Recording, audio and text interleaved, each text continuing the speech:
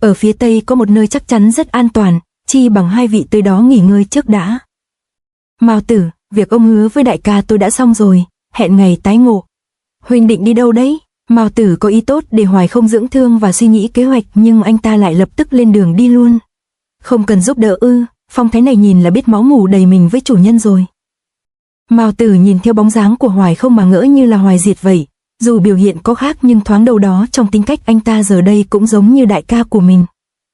Hắc Lư là một tổ chức bí mật lấy mặt trăng làm logo thương hiệu, tổng đà của họ đặt trên đỉnh Hắc Sơn. Đỉnh Hắc Sơn cũng là nơi gần mặt trăng nhất trong khu vực hơn 100 dặm vuông này. Sau khi giã biệt Hoài không, Mao Tử buồn bã lê bước trở về nơi đây, nhưng anh ta không thể ngờ có một chuyện bất ngờ đang chờ đợi mình. Mao Tử, ngươi về rồi đấy à? Chuyện bất ngờ đó là Hoài Diệt đang ngồi chỉnh hình trên ghế bố ở trong tổng đà chờ đón anh ta. Sau giây phút bất ngờ bật ngửa, Mao Tử liền tiến tới thăm hỏi sếp của mình ngay. Ngài bị thương chắc nặng lắm. Cũng may là ta có Tử Lân Kim Giáp nên mới cứu được một đòn chí mạng này. Nhưng xương vai đã bị vỡ, phải nghỉ ngơi một thời gian mới hồi phục được. Thiên kiếp thực quá lợi hại. Cả ngay khi đã mặc Tử Lân Kim Giáp mà cũng không thể tiêu trừ kình lực của nó. Không sai, nếu không phải thiên kiếp vừa chạm vào ta đã bị giã ra thì dù ta có mặc thêm 10 cái bảo giáp cũng khó mà thoát được thiên la sát.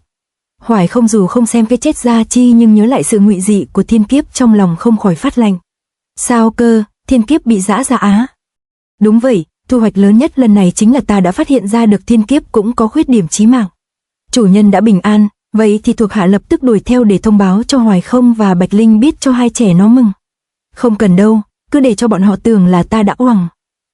Đứa em này của ta trước giờ vì lo nghĩ đến lòng tự tôn của ta mà bỏ phí đi ý chí cầu tiến, bây giờ nhân cơ hội này để nó tiêu giải mọi lo nghĩ áy náy đó đi. Thấy Mao Tử há mồm tỏ ra khó hiểu, Hoài Diệt đành phải tiếp tục lải nhải giải thích. Ta đây rất muốn biết nó thật sự có bao nhiêu tiềm lực còn chưa phát lộ. Nhưng sư muội xinh đẹp của ngài vì cái chết của ngài mà hiện đang rất đau lòng, có nên lén thông báo cho cô nương ấy biết không? Không cần đâu, cứ để cho muội ấy thương tâm đi. Cũng tốt, mượn cơ hội này ta thử lòng của muội ấy xem sao. Sau khi làm nhảm một hồi với Mao Tử, Hoài Diệt đi đến một gian nhà sâu bên trong tổng đàn. Chủ nhân ngài mới tới. Tên tiểu tử họ Bộ ấy vẫn khỏe đó chứ? Cậu ta ấy à? Khỏe lắm. Cậu ta luyện tập võ nghệ cả ngày rất ít khi nghỉ ngơi. Tinh lực của cậu ta thật sung mãn đến kinh người. Bộ Thiên đã lâu không gặp cậu. Ô, là ông. Hoài Diệt đẩy cửa phòng bước vào thì đúng là Bộ Thiên đang chăm chỉ luyện tập trong phòng. Vừa bước vào, Hoài Diệt liền đi thẳng vào vấn đề luôn. Có một tin xấu ta mang đến cho cậu. 1 tháng trước Hắc Lư bọn ta đã mất dấu của cha cậu nên bây giờ không biết ông ta đã đi đâu. Tôi muốn biết nơi cuối cùng mất dấu của cha tôi là ở đâu. Miếu Long Vương ở Bắc Thủy Hương. Miếu Long Vương ư? Câu trả lời này của Hoài Diệt làm Bộ Thiên hết sức bất ngờ. Trước kia hễ mỗi mùng 1/15 mẹ tôi đều tới Miếu Long Vương cầu cho mưa thuận gió hòa và cả nhà được bình an. Vậy sao? Nhưng cha ngươi lại chỉ trong một đêm mà san bằng Miếu Long Vương rồi sau đó mất tích. Làm hay lắm. Mẹ tôi lúc sinh thời một lòng thành tâm vậy mà Long Vương lại phụ tâm nguyện của mẹ. Chẳng phù hộ được gì, chỉ trơ mắt nhìn chúng tôi phải tan nhà nát cửa. Nếu là tôi thì tôi cũng sẽ làm như vậy. Bộ Thiên đúng là con nít. Chuyện thế gian đâu ai có thể lựa chọn. Định mệnh vốn đã an bài, khó ai thoát khỏi số kiếp. Ở một nơi khác, khi Bạch Linh đưa chiếc bánh lên chưa kịp cắn thì Hoài không đã tính tiền đứng lên đi tiếp. Hoài không, chúng ta đã đi suốt 2 ngày đường rồi, chi bằng hãy ở lại trấn này ngủ nghỉ một đêm đi. Muội muốn nghỉ ngơi thì cứ ở lại đây, nhưng dù có đi tiếp nữa cũng phải nói cho ta biết đích tới chứ. Ta đã chẳng còn thời gian để dừng lại, ta chỉ biết phải đi về phía trước dù chẳng biết là phải đi đâu. Trời đất mênh mông, Hoài không định đi đến đâu đây, chỉ thấy anh ta không hề dừng bước, cứ một mực hướng về phía trước, dường như có gì đó thôi thúc bên trong anh ta rằng, cứ đi đi sẽ có một con người nào đó, một nơi nào đó sẽ thay đổi cả cuộc đời của anh ta. Ở nơi Hắc Lư đóng quân hôm nay có biến khá lớn, thầy trò Hoài Diệt đang được đón một vị khách đặc biệt, người đó thật bất ngờ và không tình cờ là Bộ Kinh Vân. Cuộc đối đầu này xem ra sẽ cực kỳ thú vị, một người là Bộ Kinh Vân nửa đời người không thoát ra khỏi mệnh số hắc ám, một người trẻ tuổi mới chập chững vào đời là Hoài Diệt lấy Hắc Lư là bàn đạp đưa chân vào chốn giang hồ. Để trả thù cho con trai độc nhất, sau bao ngày truy kích điều tra cuối cùng Bộ Kinh Vân đã tìm đến tận hang ổ của Hoài Diệt. Thật không ngờ mới chỉ hơn 1 tháng chút xíu mà ngươi đã tìm ra được ta. Bớt nhiều lời nói nhảm đi, ngươi giết con ta là để khiêu chiến với ta, hôm nay ta sẽ cho nhà ngươi được gặp em toại con nhà bà Nguyện. Tử thủ trước mặt Bộ Kinh Vân mau mắn vận kình, kinh khí bá đạo thổ ra làm mặt đất xung quanh lập tức biến dạng cùng những tiếng nổ đinh tai. Hoài Diệt nhìn thấy khí độ của Bộ Kinh Vân lần này thì trong lòng cực kỳ phấn khích. Xem ra ngươi đã tìm lại không ít trí nhớ bị rời và đã lấy lại khá nhiều võ công rồi ha.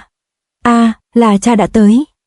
Tiếng động ồn ào làm Bộ Thiên tò mò, vừa thò đầu nhìn ra cậu ta đã nhận ra ngay cha mình, một tên thủ hạ của Hoài Diệt thấy vậy liền nói với Bộ Thiên. Bộ Thiên, chủ nhân có lệnh cậu đừng lên tiếng. Bộ Thiên nghe người này nói vậy thì đồng lõa theo ngay vì cậu ta cũng muốn được chứng kiến bản lĩnh của cha mình, một người cha mà cái tên của ông ta đã trở thành thần thoại. Bên ngoài Hoài Diệt khi thấy con hàng ưa thích thì tính máu chó đã nổi lên đến đỉnh điểm. Bộ Kinh Vân, người cuối cùng cũng đã hồi phục chiến ý của mình rồi. Được đó, chúng ta hãy đấu một trận thật hả hê đi nào. Hoài Diệt miệng nói chân làm, anh ta thổ kình đá văng đất đá về phía Bộ Kinh Vân khiêu khích. Bộ Kinh Vân thấy vậy liền đưa tay lên xoáy mấy vòng, kình khí thổ ra lập tức vo viên đống đất đá ấy thành một cục ở trên không. Lợi hại, chỉ với một trường đã có thể làm đất đá ngưng tụ trên không. Nghe nói in năm xưa từng ngộ ra bá quyết, trường kiếm song tuyệt, chẳng có nhẽ đây chính là oai lực của bá quyền sao? Đám môn hạ của Hoài Diệt khi nhìn thấy Bộ Kinh Vân triển lộ bản lĩnh thì kinh hãi ra mặt. Bộ Kinh Vân sau khi ngưng tụ đất đá thì truyền kình lực vào chúng rồi vung tay tạo ra một vệt như dài như đại kiếm bổ xuống đầu của Hoài Diệt. Lợi hại thật, kiếm khí dẫn động đá vụn, đất đá bị dẫn động như nước chảy mây trôi, đúng là hảo công phu. Đây chính là kiếm Lưu Vân trong Tam Bá kiếm mà thiên hạ đồn đãi đây mà. Chứng kiến kình chiêu tưởng như chỉ có trong những câu chuyện trà đá vỉa hè làm Hoài Diệt không khỏi ngỡ ngàng, nhưng anh ta bản lĩnh không phải dạng vừa nên chỉ với một cái búng người lên cao đã né được đòn khai vị này của Bộ Kinh Vân. Tuyệt vời ông mặt rời, kiếm khí vô cùng thâm diệu, thật không uổng công ta đã lao tâm tổn tư bức ngươi tới đây ứng chiến. Bộ Kinh Vân hãy xem Hỗn Nguyên Thần Sát của ta đây. Chân vừa chạm mái nhà Hoài Diệt lập tức sử ra kình chiêu động tâm lội trong Hỗn Nguyên Thần Sát phản kích, chiêu thế lăng lệ đẹp mắt, nhưng Bộ Kinh Vân không hề hoảng hốt vì anh ta nhìn thấy chuyện khác. Công lực của tên tiểu tử này hôm nay đã yếu đi rất nhiều, tại sao thế nhỉ? Nhận định nhanh nhạy, Bộ Kinh Vân đưa tay lên cao nhẹ nhàng đỡ lấy kình chiêu của Hoài Diệt, hai trường chạm nhau, Hoài Diệt lập tức bị đẩy lui ra sau.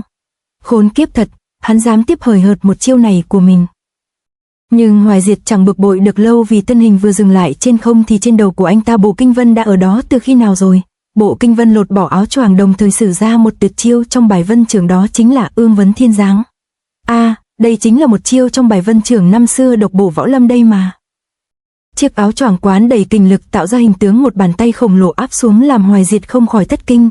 Bài vân trưởng vốn là tuyệt học của Hùng Bá, nay được sử bởi Bộ Kinh Vân tu vị tuyệt đỉnh thì càng xuất thần nhập hóa, oai lực của nó đủ khiến người ta hồn siêu phách lạc. Sáng sớm hôm sau, ở một nơi xa lắc chẳng biết là nơi nào, một cô gái đang nằm ngủ thì bị tiếng động lớn làm cho thức giấc, thì ra đó là hai huynh muội Hoài Không lúc này đang thoăn thoắt làm một cái nhà gỗ chắc là để dùng chứa tim vàng. Muội tỉnh rồi đấy à? Ô, mới sáng sớm mà huynh đã làm cái quái gì mà ồn ào dữ vậy?